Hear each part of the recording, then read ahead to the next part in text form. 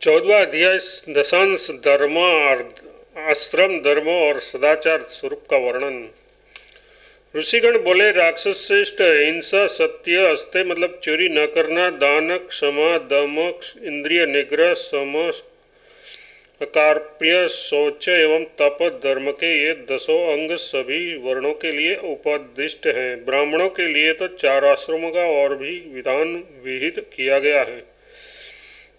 सुकेशी बोला, तपोधनों, ब्राह्मणों के लिए विहित 4 आश्रमों के नियम आदि को आप लोग विस्तार से कहें। मुझे उसे सुनते हुए तृप्ति नहीं हो रही है, मैं और भी सुनना चाहता हूँ। ऋषिगण बोले, सुकेशी, ब्रह्मचारी ब्राह्मण भलीभांति उपनयन संस्कार कराकर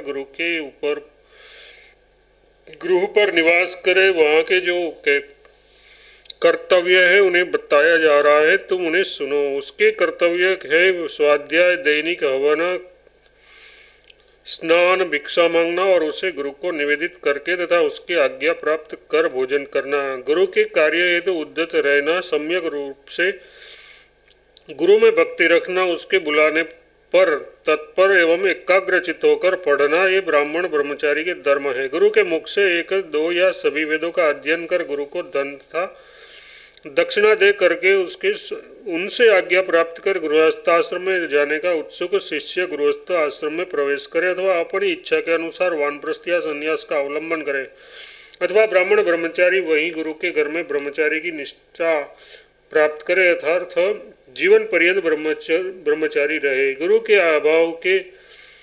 के अभाव में उसके पुत्र एवं पुत्र न हो तो उसके शिष्य के समीप निवास करे। राक्षस सुकेशी अभिमान रहित तथा शुश्रूषा करते हुए ब्रह्मचार्य श्रम में रहे। उस प्रकार अनुष्ठान करने वाला द्विज मृत्यु को जीत लेता है। वह निशाचर वहाँ की अवधि समाप्त कर ब्रह्मचारी द्विज गृहस्थाश्रम की कामना से अपने गोत्र में भिन्न गोत्र के ऋषि वाले कुल में उत्पन्न कन्या से विवाह करे। सदाचार में रत द्विज अपने नियत कर्म द्वारा धनोपार्जन कर पितरों, देवों एवं अतिथियों को अपनी भक्ति से अच्छी तरह तृप्त करे। ब्रह्मचारी ब्राह्मण के नियमों को सुनने के बाद सुकेशी ने कहा, श्रेष्ठ व्रत वाले ऋषियों, आप लोगों ने मुझसे अपने इसके पूर्व सदाचार का वर्णन किया है। सदाचार का लक्षण क्या है, अब मैं उसे सुनना चाहता हूँ। कृपया मुझसे अब उसका वर्णन करें। ऋषियों ने कहा, राक्षस, हम लोगों ने तुमसे श्रद्धा पूर्वक जिस सदाचार का वर्णन किया है उसका अब लक्षण बताते हैं, तुम उसे सुनो। गृहस्थ को आचार का सदा पालन करना चाहिए। आचार ही व्यक्ति का इस लोक और परलोक में कल्याण नहीं आचारहीन व्यक्ति का इस लोक और परलोक में कल्याण नहीं होता है। सदाचार का उल्लंघन कर लोक व्यवहार तथा शास्त्र व्यवहार करने वाले पुरुष के यज्ञ, दान एवं तप कल्याणकारक नहीं होते हैं। दुराचारी पुरुष इस लोक तथा परलोक में सुख नहीं पाता। अतः आचार पालन में सदा तत्पर रहना चाहिए। आचार दुर्लक्षणों को नष्ट कर देता है। राक्षस, हम उस पुष्ट सदाचार का स्वरूप कहते हैं। यदि तुम कल्याण चाहते हो तो एकाग्रचित होकर उसे सुनो। सुकेशी, सदाचार का मूल धर्म है। धन इसकी शाखा है। काम मतलब मनोरथ उसका पुण्य है। मनोरथ इसका पुष्प है एवं मोक्ष इसका फल है। ऐसे सदाचार रूपी वृक्ष का जो सेवन करता है वह पुण्य भोगी बन जाता है। मनुष्य को ब्रह्म मुहूर्त में उठकर सर्वप्रथम श्रेष्ठ देवों एवं महर्षियों का स्मरण करना चाहिए तथा देवाधिदेव महादेव द्वारा कथित प्रभात कालीन मंगल स्तोत्र का पाठ करना चाहिए। सुकेशी ने पूछा, ऋषियों, महादेव शंकर ने कौन सा सुप्रभात कहा है कि जिसका प्रातःकाल पाठ करने से मनुष्य पाप बंधन से मुक्त हो जाता है? ऋषिगण बोले, राक्षस श्रेष्ठ, महादेव जी द्वारा वर्णित सुप्रभात स्तोत्र को सुनो। इसको सुनने, स्मरण करने और पढ़ने से मनुष्य सभी पापों से मुक्त हो जाता है।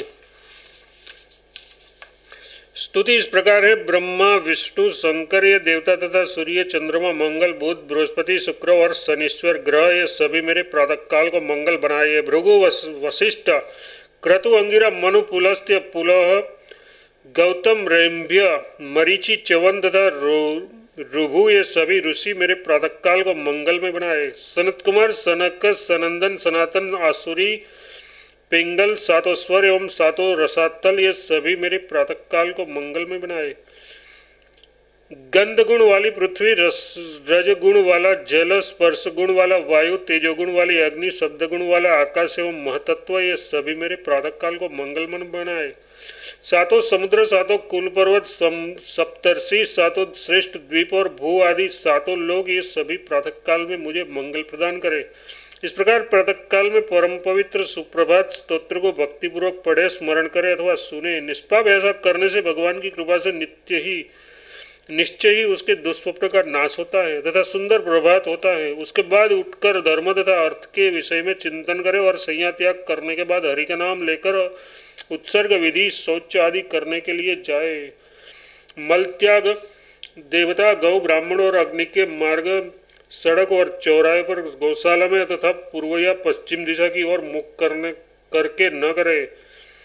मलत्याग के बाद फिर शुद्धि के लिए मिट्टी ग्रहण करें और मल द्वार में 3 बार, बाएं हाथ में 7 बार तथा दोनों हाथों में 10-10 बार एवं लिंग में 1 बार मिट्टी लगाए। राक्षस, सदाचार जानने वाले मनुष्य को जल के भीतर से चूहे की बिल से, दूसरे के सोच से बची हुई एवं ग्रोह से मिट्टी नहीं लेनी चाहिए। दिमक की बीबी से भी शुद्धि के लिए मिट्टी नहीं लेनी चाहिए। विद्वान पुरुष पैर धोने के पश्चात उत्तर या पूर्व मुख बैठकर फैन रहित जल से पहले मुख को 2 बार धोए, फिर धोने के बाद आचमन करे। आचमन करने के बाद अपनी इंद्रियों तथा सिर को हाथ से स्पर्श कर क्रमशः केश संशोधन, दंत धावन एवं दर्पण दर्शन कर संध्योपासना करे। सिर स्नान मतलब सिर से पैर तक स्नान अथवा अर्ध स्नान कर पितरों एवं देवताओं का जल से पूजन करने के पश्चात हवन एवं मांगलिक वस्तुओं का स्पर्श कर बाहर निकलना प्रशस्त होता है। दूर्वा, दधि, द्रुत,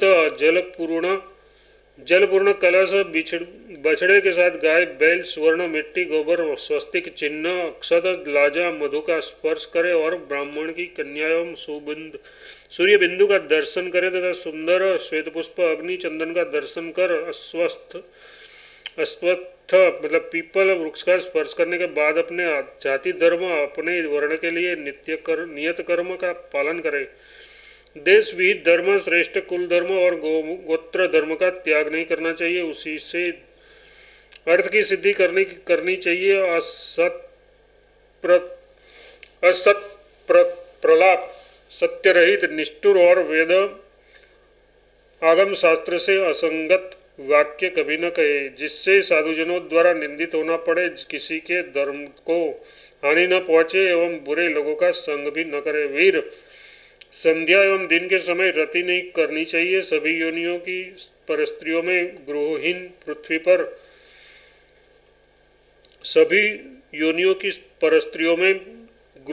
पृथ्वी पर रजस्वला स्त्री में तथा जल में सूरत व्यापार वर्जित है। गृहस्थ को व्यर्थ भ्रमण, व्यर्थ दान, व्यर्थ पशुवध तथा व्यर्थ दान परिग्रह नहीं करना चाहिए। व्यर्थ घूमने से नित्य कर्म की हानि होती है तथा वृथा दान से धन की हानि होती है तथा वृथा पशुवध करने वाला नरक प्राप्त करने वाले पाप को प्राप्त होता है। अवैध स्त्री संग्रह से संताप की निंदनीय हानि, वर्ण सांकर्य का भय तथा लोक में भी भय होता है। उत्तम व्यक्ति परधन तथा परस्त्री में बुद्धि न लगाए। परधन नरक देने वाला और परस्त्री मृत्यु का कारण होती है। परस्त्री को नग्नावस्था में न देखे, चोरों से बातचीत न करे एवं रजस्वला स्त्री को न तो देखे, न उसका स्पर्श ही करे और न उससे बातचीत ही करे। अपनी बहन तथा परस्त्री के साथ एक आसन पर न बैठे। इसी प्रकार अपनी माता तथा कन्या के साथ भी एक आसन पर न बैठे। नग्न होकर स्नान और शयन न करे। वस्त्रहीन होकर इधर उधर न घूमे। टूटे आसन और बर्तन आदि को अलग रख दे। निंदा मतलब प्रतिपदा, षष्ठी और एकादशी तिथियों में तेल से मालिश न करे। रिक्ता तिथि मतलब चतुर्थी, नवमी और चतुर्दशी तिथियों में क्षौर कर्म न करे, न कराए तथा जया, तृतीया, अष्टमी और त्रयोदशी तिथियों में फल का गुदा नहीं खाना चाहिए। पूर्णा मतलब पंचमी, दसवीं और पूर्णिमा तिथियों में स्त्री का स्पर्श न करे तथा भद्रा मतलब द्वितीया, सप्तमी और द्वादशी तिथियों में सभी कार्य करे। रविवार एवं मंगलवार को तेल की मालिश, शुक्रवार को क्षौर कर्म नहीं करना चाहिए, न कराना चाहिए। शनिवार को फल का गुदा न खाए तथा बुधवार को स्त्री वर्ज्य है। शेष दिनों में सभी कार्य सदैव कर्तव्य है। चित्रा, हस्त और श्रवण नक्षत्र में तेल तथा विशाखा और अभिजित नक्षत्रों में क्षौर कर्म नहीं करना चाहिए। मूल, मृगशिरा, पूर्व भाद्रपद और उत्तरा भाद्रपद में गुदा, भक्षण तथा मधा, कृतिका और तीनों उत्तरा फाल्गुनी, उत्तराषाढ़ा, उत्तरा भाद्रपदा में स्त्री सहवास न करे। राक्षस राज उत्तर एवं पश्चिम की ओर सैर करके शयन नहीं करना चाहिए। दक्षिण एवं पश्चिम मुख भोजन नहीं करना चाहिए। देव मंदिर, चैत्य वृक्ष, देवता के समान पूज्य पीपल आदि के वृक्ष, चौराहे अपने से अधिक विद्वान तथा गुरु की प्रदक्षिणा करे। बुद्धिमान व्यक्ति यत्नपूर्वक दूसरे के द्वारा व्यवहत माला, अन्न और वस्त्र का व्यवहार न करे। नित्य सिर के ऊपर से स्नान करे। ग्रहण के समय और स्वजन की मृत्यु तथा जन्म नक्षत्र में चंद्रमा के रहने से अतिरिक्त समय में रात्रि में बिना विशेष कारण स्नान नहीं करना चाहिए। राक्षसेश्वर, तेल मालिश किए हुए किसी के शरीर का स्पर्श नहीं करना चाहिए। शरीर के बाद स्नान के बाद बालों को उसी समय कंधी से न जाड़े। मनुष्य को वहाँ रहना चाहिए जहाँ का राजा धर्मात्मा हो एवं जनवर्ग में समानता हो, लोग क्रोधी न हो, न्यायी हो, परस्पर में डाह न हो, खेती करने वाले किसान और औषधिया हो, जहाँ चतुर्वैद्य, धनी, मानी, दानी, श्रेष्ठ क्षत्रिय, विद्वान हो, वहाँ निवास करना चाहिए। जिस देश का राजा प्रजा को मात्र दंड ही देना चाहता हो तथा उत्सव में जन समाज में नित्य किसी न किसी प्रकार का वैर विदेश हो एवं लड़ाई झगड़ा करने की ही लालसा हो, निर्बल मनुष्य को ऐसे स्थान पर नहीं रहना चाहिए। ऋषियों में कहा, महाभाव, जो पदार्थ धर्मात्मा व्यक्तियों के लिए सदैव त्याज्य है एवं जो भोज्य है हम उनका वर्णन कर रहे हैं। तेल, घी आदि सिंध पदार्थों से पकाया गया अन्न वासी एवं बहुत पहले का बने रहने पर भी भोज्य खाने योग्य हैं तथा सूखे भुने हुए चावल एवं दूध के विकार, दही, घी आदि भी बासी एवं पुराने होने पर भी भक्ष्य खाने योग्य हैं। इसी प्रकार मनु ने चने, अरहर, मसूर आदि के भुने तले हुए दानों को भी अधिक काल तक भोजन के लिए योग्य बताए हैं। यहाँ से आगे अब द्रव्य शुद्धि बताते हैं। मणि, रक्त प्रवाह, मूंगा, मोती, पत्थर और लकड़ी के बने बर्तन, तृण, मूल तथा औषधिया, सूप दाल, धान्य, मृगचर्म, सिले हुए वस्त्र एवं वृक्षों के सभी छालों की शुद्धि जल से होती है। तेल, द्रुत आदि से मलिन वस्त्रों की शुद्धि उष्ण जल तथा तिल कल्क खली से एवं कपास के वस्त्रों की शुद्धि भस्म से, पत्थर, कोयले आदि की राख से होती है। हाथी के दांत, हड्डी और सींग की बनी चीजों की शुद्धि तराशने से खरादने से होती है। मिट्टी के बर्तन पुनः आग में जलाने से शुद्ध होते हैं। भिक्षान्न, कारीगरों का हाथ, विक्रय वस्तु, स्त्री मुख, अज्ञात वस्तु, ग्राम के मध्य मार्ग या चौराहे से लाई जाने वाली तथा नौकरों द्वारा निर्मित वस्तुएं पवित्र मानी गई है। वचन द्वारा प्रशंसित पुराना अनेक जनों से होती हुई लाई जाने वाली छोटी वस्तु, बालकों और वृद्धों द्वारा किया गया कर्म तथा शिशु का मुख शुद्ध होता है। कर्मशाला, अंतःगृह एवं अग्निशाला में दूध मुहे बच्चे को ली हुई स्त्रियां संभाषण करते हुए विद्वान ब्राह्मणों के मुख के छींटे तथा उष्ण जल के बिंदु पवित्र होते हैं। पृथ्वी की शुद्धि खोदने, जलाने, झाड़ू देने, गौए के चलने, लिपने, खरोचने तथा सींचने से होती है और गृह की शुद्धि झाड़ू देने, जल के छिड़कने तथा पूजा आदि से होती है। केश, कीट पड़े हुए और मक्खी के बैठे जाने पर तथा गाय के द्वारा सूंधे जाने पर अन्न की शुद्धि के लिए उस पर जल, भस्म, क्षार या मृतिका छिड़कनी चाहिए। ताम्र पात्र की शुद्धि खटास से जस्ते और शीशे की क्षार के द्वारा, कांसे की वस्तु भस्म और जल के द्वारा तथा तरल पदार्थ कुछ अंश को बहा बहा देने से शुद्ध हो जाते हैं। अपवित्र वस्तु से मिले पदार्थ जल और मिट्टी से धोने तथा दुर्गंध दूर कर देने से शुद्ध होते हैं। अन्य गंध वाले पदार्थों की शुद्धि भी गंध दूर करने से होती है। माता के स्तन को प्रस्तुत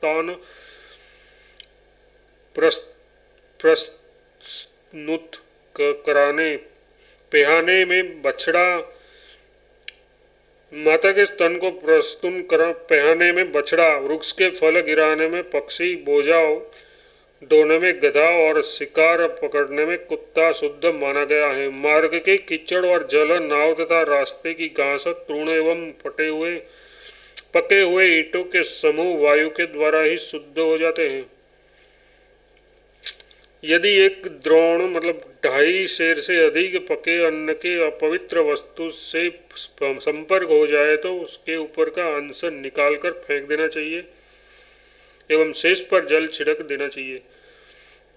इससे उसकी शुद्धि हो जाती है। अक्षत रूप से दूषित अन्न खा लेने पर 3 रात्रि तक उपवास करने से शुद्धि हो जाने का विधान है, किंतु जानबूझकर दूषित अन्न खाने पर शुद्धि नहीं हो सकती। रजस्वला स्त्री, कुत्ता, नग्न, दिगंबर साधु, प्रसूता स्त्री, चांडाल और सब वाहन का स्पर्श हो जाने पर अपवित्र हुए व्यक्ति को पवित्र होने के लिए स्नान करना चाहिए।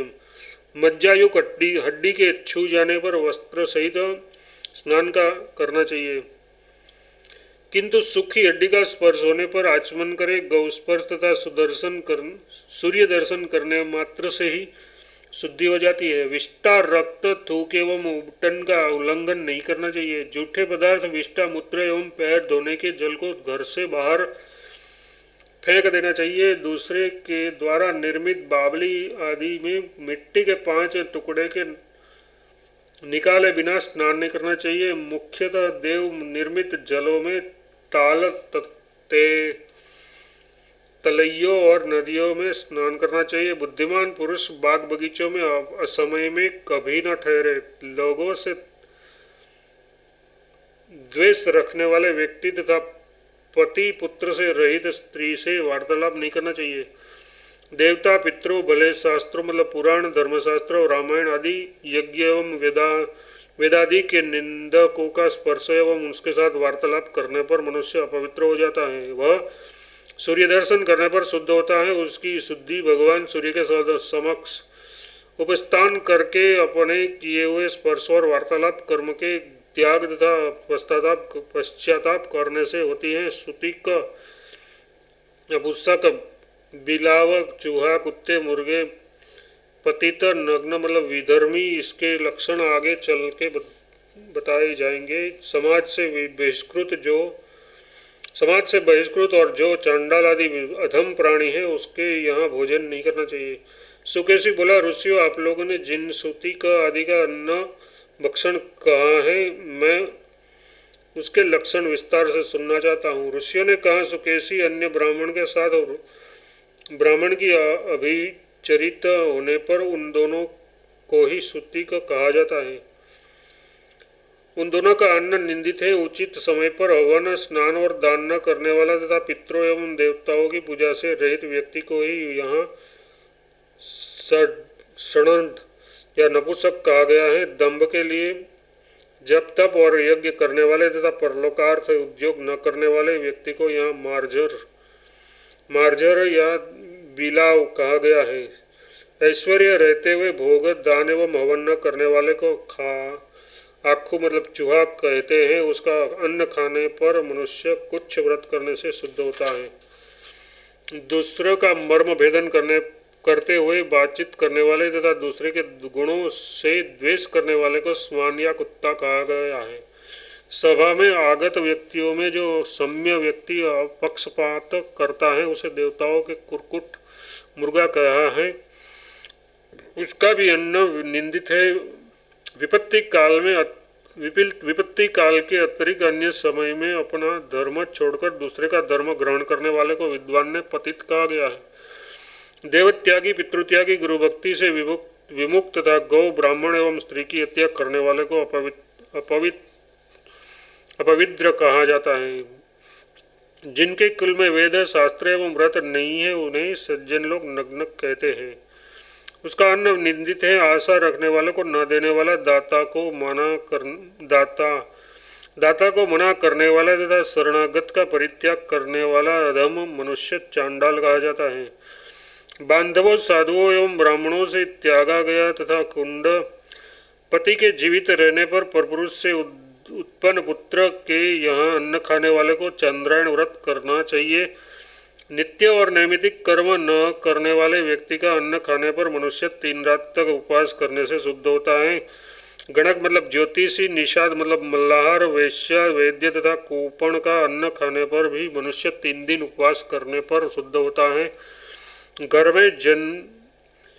में जन्म या मृत्यु होने पर नित्य कर्म रुक जाते हैं, किंतु नैमित्तिक कर्म कभी बंद नहीं करना चाहिए। भगवान भृगु ने कहा है कि पुत्र उत्पन्न होने पर पिता के लिए एवं मरण में सभी बंधुओं के लिए वस्त्र के साथ स्नान करना चाहिए। ग्राम के बाहर शवदाह करना चाहिए। शवदाह करने के बाद सगोत्र लोग प्रेत के उद्देश्य से जलदान तिलांजलि करें तथा पहले दिन या चौथे अथवा 7वें दिन आतिथ्य चयन करें। अस्थि चयन के बाद अंग स्पर्श का विधान है। शुद्ध होकर शोध को 14 पीढ़ी के अंतर्गत के लोगों एवं सप्त पिंडों मतलब 7 पीढ़ी के अंदर के लोगों को और्ध्वदेहिक क्रिया मरने के बाद की जाने वाली विहित क्रिया करनी चाहिए। हे वीर, विश्व बंधन, शस्त्र, जल, अग्नि और गिरने से मृत्यु के होने पर तथा बालक, परिवारजक, सन्यासी की एवं किसी व्यक्ति की दूर देश में मृत्यु होने पर तत्काल शुद्धि हो जाती है। वह शुद्धि भी 4 प्रकार की कही गई है। गर्भस्राव में भी शीघ्र ही शुद्धि होती है। अन्य अशौच पूरे समय पर ही दूर होते हैं। वह सदा शौच ब्राह्मणों का एक, अहोरात्र का, क्षत्रियों का 3 दिनों का, वैश्यों का 6 दिनों का एवं शूद्रों का 12 दिनों का होता है। सभी वर्णों के लोग ब्राह्मण, क्षत्रिय, वैश्य और शूद्र क्रमशः 10, 12, 15 दिन एवं 1 मास के अंतर्गत अपनी अपनी क्रियाएं करते हैं। पितरों के उपदेश से विधि के अनुसार एकोदश श्राद्ध करना चाहिए।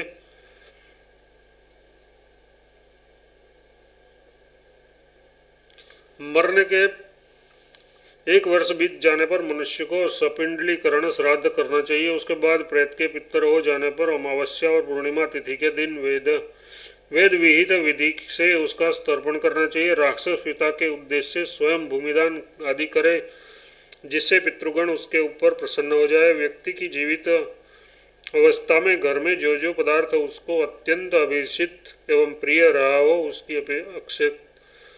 उसकी अक्षयता की कामना करते हुए गुणवान पात्र को दान देना चाहिए। सदा त्रयी यथार्थ, रुक, यजुर और सामवेद का अध्ययन करना चाहिए। विद्वान बनना चाहिए। धर्मपूर्वक धनार्जन एवं यथाशक्ति यज्ञ करना चाहिए।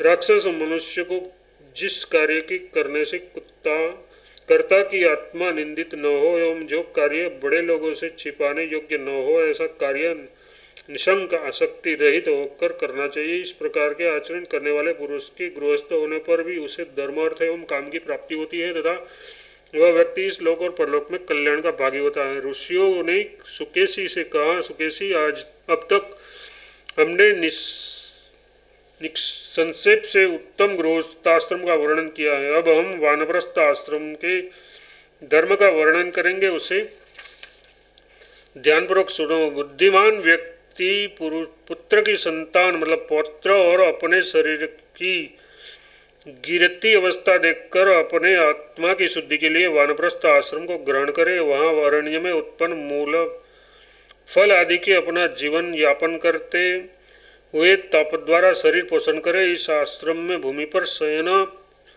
ब्रह्मचर्य का पालन एवं पितर देवता तथा अतिथियों के पूजन करे। हवन तीनों काल, प्रातः, मध्याह्न, संध्यान काल, स्नान, जटा और वल्कल का धारण तथा वन्य फलों से निकले रस का सेवन करे, वही वानप्रस्थ आश्रम की विधि है। चतुर्थ आश्रम संन्यास के धर्म ये है: सभी प्रकार की आसक्तियों का त्याग, ब्रह्मचर्य, अहंकार का अभाव, जितेंद्रियता, एक स्थान पर अधिक समय तक न रहना, उद्योग का अभाव, भिक्षा न भोजन, क्रोध का त्याग, आत्मज्ञान की इच्छा तथा ज्ञान आत्मज्ञान। निशाचर, हमने तुमसे चतुर्थ आश्रम संन्यास के इन धर्मों का वर्णन किया, अब अन्य वर्ण धर्मों को सुनो। क्षत्रियों के लिए भी गृहस्थाश्रम, ब्रह्मचर्य एवं वानप्रस्थ, इन तीन आश्रमों एवं ब्राह्मणों के लिए विहित आचरणों का विधान है। राक्षस वैश्य जाति के लिए ग्राहस्थ्य एवं वानप्रस्थ, इन दो आश्रमों का विधान है तथा शूद्र के लिए एकमात्र उत्तम गृहस्थ आश्रम का ही नियम है। अपने वर्ण और आश्रम के लिए विहित धर्मों का इस लोक में त्याग नहीं करना चाहिए, और जो इसका त्याग करता है उस पर सूर्य भगवान क्रुद्ध होते हैं। निशाचर, भगवान भास्कर क्रुद्ध होकर उस मनुष्य की रोग वृद्धि एवं उसके कुल का नाश करने के लिए प्रयत्न करते हैं। अतः मनुष्य स्वधर्म का न तो त्याग करे और न अपने वंश की हानि होने दे। जो मनुष्य अपने धर्म का त्याग करता है उस पर भगवान सूर्य क्रोध करते हैं। पुलस्त जी बोले, मनुष्यों के ऐसा कहने के बाद सुकेशी उन ब्रह्मज्ञानी महर्षियों को बारंबार प्रणाम कर धर्म का चिंतन करते हुए उठकर अपने पूर्व को चला गया। इस प्रकार श्री वामन पुराण में 14वां अध्याय समाप्त हुआ।